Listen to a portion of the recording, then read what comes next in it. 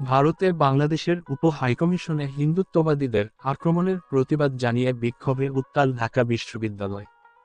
সোমবার রাতের রাজু ভাস্কর্যের সামনে জড়ো হয়ে বিক্ষোভ দেখাচ্ছে ছাত্রদের বিভিন্ন সংগঠন। এ সময় ছাত্ররা ভারতকে বাংলাদেশের অভ্যন্তরীণ বিষয়ে নাক না গলানোর আহ্বান জানান। তারা বলেন, বিগত স্বৈরাচার সরকারের গণ-অভ্যুত্থানে পালিয়েছে তাদের সহযোগী হয়ে ভারত বাংলাদেশকে অস্থিতিশীল করার চেষ্টা চালাচ্ছে, তা নস্যাৎ করে দেবে ছাত্র জনতা। এছাড়া ভারত নিজেও সংখ্যালঘুদের উপরে নির্যাতন করে মন্তব্য করে শিক্ষার্থীরা হুঁশিয়ারি দিয়ে বলেন, ভারত যদি বাংলাদেশকে নিয়ে খেলে তবে বাংলাদেশ সেভেন সিস্টার্স নিয়ে খেলবে। ছাত্র অধিকার পরিষদের সভাপতি বিন ইয়ামিন মোল্লা বলেন, মমতা ব্যানার্জি বাংলাদেশের শান্তি বাহিনী পাঠাতে চান, আমরা কি বসে বসে আঙ্গুল চুষব?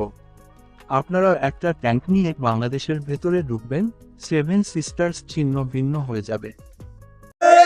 আপনারা আমাদের দূতাবাসে হামলা করেছেন, ভারত সরকারকে বলবো, আপনারা যদি এইটার বিরুদ্ধে ব্যবস্থা না হন, বাংলাদেশে আপনাদের কোনো দূতাবাস আস্ত থাকবে না। তাইকে হুঁশিয়ার উচ্চারণ করে বলে দিতে চাই, আমরা ভয় করি না কোন বুলেট বোমা। আমরা জীবন দিতে শিখে গিয়েছি। নিহত হয়েছে, এইটা কি কারণ আমার বাড়ি, এইটা কি কারণ দাদার বাড়ি, এইটা বাংলাদেশ, এখানে কারো তাবেদারি চলবে না। বাংলাদেশের জনগণ ভারতীয় আগ্রাসন আর কঠিন কালেও মেনে নিবে না।